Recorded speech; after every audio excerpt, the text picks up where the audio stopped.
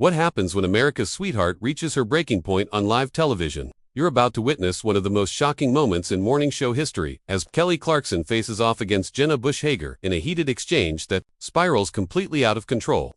Before we dive into this explosive confrontation, make sure to hit that subscribe button and drop a comment below with your thoughts on celebrity interviews gone wrong. The morning started like any other on the Today Show set. Kelly Clarkson had been invited as a guest to discuss her latest album and upcoming tour dates. The energy in the studio felt light and welcoming as the cameras began rolling for what everyone expected to be another feel-good segment. Jenna Bush Hager, co-hosting the show, flashed her signature smile as she prepared to welcome the Grammy-winning artist. "We're back with the incredible Kelly Clarkson," Jenna announced with enthusiasm. "Kelly, it's so wonderful to have you here. This morning, your new album has been making waves, and fans are absolutely loving it." Kelly shifted slightly in her chair, offering a polite smile. "Thank you for having me, Jenna. It's always great to be here. Now, I have to ask," Jenna continued, leaning forward with an expression that seemed innocent enough. "There's been quite a bit of speculation about your personal life lately. How do you balance being such a powerhouse in the music industry while dealing with, let's call them personal challenges?" The question hung in the air for a moment. Kelly's smile faltered slightly, and viewers at home could sense a shift in the atmosphere. She had agreed to come on the show to talk about her music, not to be grilled about her private affairs. "I'm here to talk about my album, Jenna," Kelly replied, her voice maintaining its professional tone but with a slight edge that hadn't been there moments before. "The music speaks for itself, and that's really what I'd love to focus on today." Jenna nodded, but her expression suggested she wasn't quite ready to let the topic go. Of course. But you know, Kelly, your fans really connect with your authenticity. They see you as someone who's real, who's been through struggles, just like they have. Isn't it important to share those experiences?" Kelly's jaw tightened almost imperceptibly. She had dealt with invasive questions before, but something about the way Jenna was pushing felt different, more calculated. The studio lights seemed brighter suddenly, the cameras more intrusive. "My authenticity comes through my music," Kelly said, her voice growing firmer. "When I write songs, when I perform, that's where I'm most genuine. I don't need to dissect my personal life on television to prove that I'm real." The tension was becoming palpable. Producers in the control room began exchanging glances, sensing that what was supposed to be a light promotional interview was taking an unexpected turn. Jenna, perhaps not reading the room as clearly as she should have, pressed on. "But Kelly, you've been so open in the past about your struggles, your divorce, your journey as a single mother. Don't you think your fans deserve to know how you're really doing, how you're really coping with everything that's been thrown at you?" That was the moment everything changed. Kelly's eyes flashed, and her entire demeanor shifted. The polite, media-trained celebrity facade began to crack, revealing something raw and unfiltered underneath. "Deserve to know," Kelly repeated, her voice rising slightly. "My fans deserve good music, which is what I give them. They don't deserve to pick apart my personal pain for entertainment." Jenna seemed momentarily taken aback by the intensity of Kelly's response, but rather than backing down, she doubled down on her approach. "I think you're being a little defensive here, Kelly. We're just having a conversation." A conversation. Kelly's voice was getting louder now, and viewers could see her hands gripping the arms of her chair. "This feels more like an interrogation. I came here to promote my album, not to be psychoanalyzed on live television." The studio felt eerily quiet except for the hum of cameras still rolling. Even the crew members who had been moving around in the background seemed to freeze, sensing that they were witnessing something unprecedented. Jenna's co-hosts, who had been sitting nearby, looked uncomfortable and uncertain about whether to intervene. "Kelly, I think you're overreacting," Jenna said, her own voice taking on a sharper tone. "This is what interviews are about. We ask questions, you answer them. That's how this works." Kelly stood up abruptly, her microphone creating a brief feedback sound that echoed through the studio. Her eyes were blazing now, and it was clear that whatever thin thread of professional courtesy had been holding her back had finally snapped. "That's how this works," she said, her voice cutting through the silence like a knife. "Let me tell you how this really works, Jenna. You sit here in your comfortable little bubble, asking invasive questions about people's worst moments, and you call it journalism. You think because you have a camera pointed at me, you're entitled to every piece of my soul." The words came out with such force that Jenna actually recoiled in her chair. Kelly was no longer the composed India-savvy guest who had walked onto the set just minutes earlier. This was someone who had been pushed too far, and the cameras were capturing every raw second of it. "Kelly, please sit down," Jenna said, trying to regain control of the situation. "We're live on television." "Oh, I know we're live," Kelly shot back, her voice dripping with sarcasm. "That's exactly why you thought you could ambush me with this garbage, isn't it? You figured I'd just smile and play along because the cameras are rolling." The control room was in chaos. Producers were frantically discussing whether to cut to commercial. But the sheer unexpectedness of what was unfolding kept them frozen. This was television gold, the kind of moment that would be replayed and analyzed for years to come. Jenna's co-host, who had been sitting silently throughout the exchange, finally attempted to intervene. "Maybe we should take a step back here." "And no," Kelly interrupted, turning her attention to the co-host. "Don't you dare try to smooth this over. Your colleague here just spent the last 5 minutes trying to exploit my personal trauma for ratings, and now you want to pretend like nothing happened." Jenna's face was flushed now, and her own temper was beginning to show. "I was doing my job, Kelly. I was asking the questions that our viewers want answered." "Your viewers?" Kelly laughed, but there was no humor in it. "You mean the people who tune in to watch you tear down successful women? The people who get off on seeing someone at their lowest point? That's completely unfair," Jenna protested, standing up now as well. "I've never tried to tear anyone down. I ask tough questions because that's what real journalism requires." Kelly stared at her for a long moment, and when she spoke again, her voice was deadly quiet. "Real journalism? Is that what you call this circus?" "Real journalism would involve actually researching my music, understanding the artistic process, maybe even listening to the album you're supposedly here to promote. Instead, you come at me with tabloid gossip and call it professional." The tension in the studio was so thick it was almost suffocating. Camera operators continued filming, unsure whether they should be documenting this meltdown or giving the celebrities some privacy. The live audience, which had been enthusiastic at the beginning of the segment, now sat in stunned silence. Jenna took a deep breath, clearly trying to compose herself. "Kelly, I think you're being incredibly unprofessional right now. Our viewers deserve better than this kind of outburst." That was apparently the wrong thing to say. Kelly's eyes narrowed, and when she spoke, her voice was ice cold. "Unprofessional. You want to talk about unprofessional? Let me break this down for you. Jenna, I've been in this business for over 2 decades. I've won Grammys. I've sold millions of records. I've built a career on talent and hard work. And you, sitting there in your borrowed authority, think you can lecture me about professionalism?" Jenna's mouth fell open slightly. She clearly hadn't expected Kelly to come back at her with such force. "I never said anything about your career. You didn't have to." Kelly cut her off.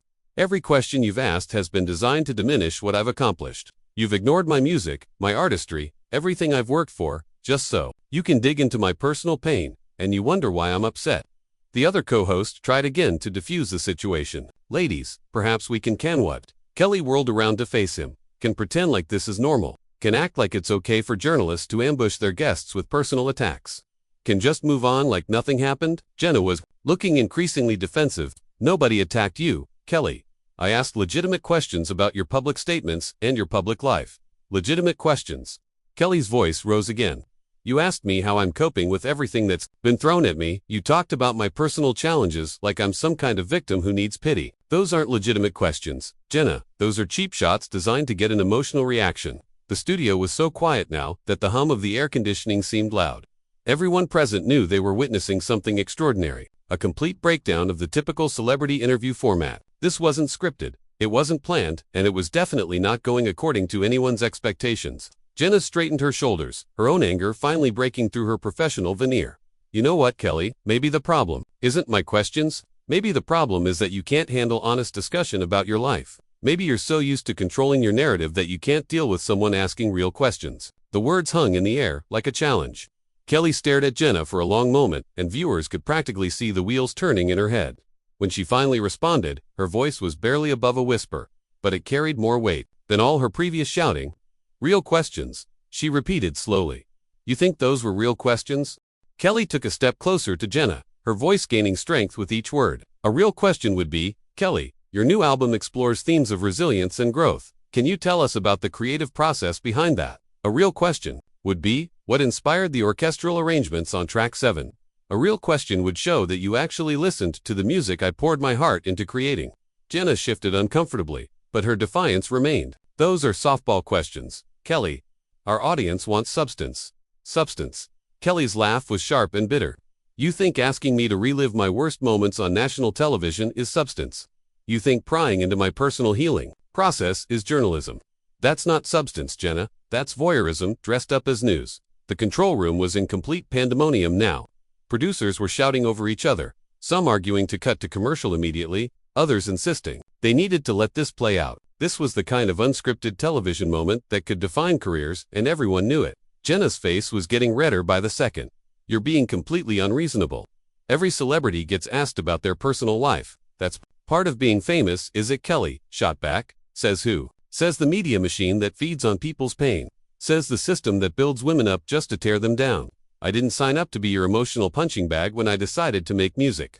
You signed up for public scrutiny when you became a public figure, Jenna countered, her voice getting sharper. That's how this industry works. Kelly stared at her for a long moment, and when she spoke again, her voice was filled with a cold fury that made everyone in the studio hold their breath. No, Jenna, that's how you've decided this industry should work.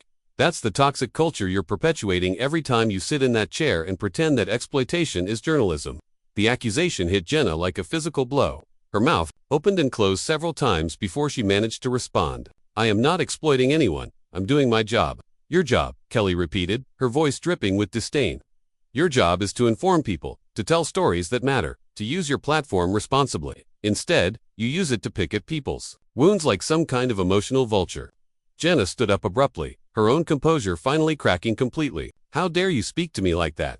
I've been nothing but professional with you. Professional? Kelly's voice rose to match Jenna's intensity. You call ambushing your guests with invasive personal questions professional?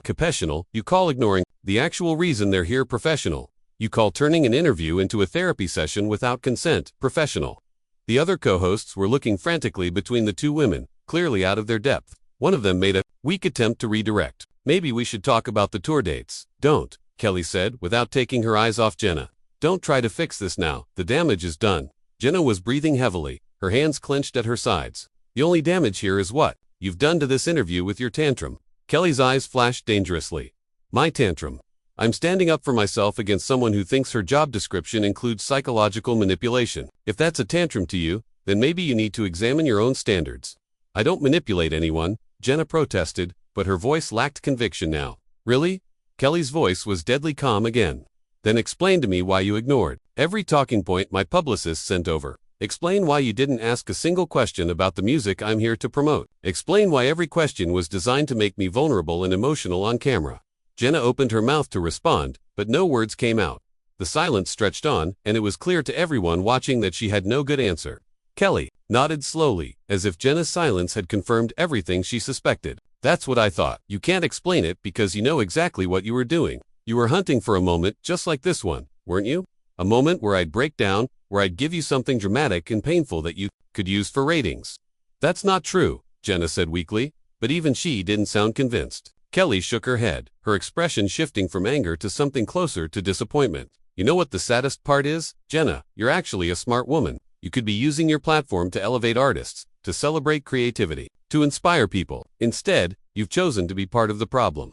The words seemed to hit Jenna harder than any of Kelly's previous accusations. For the first time since the confrontation began, she looked genuinely shaken. I never meant, it doesn't matter what you meant, Kelly interrupted. What matters is what you did.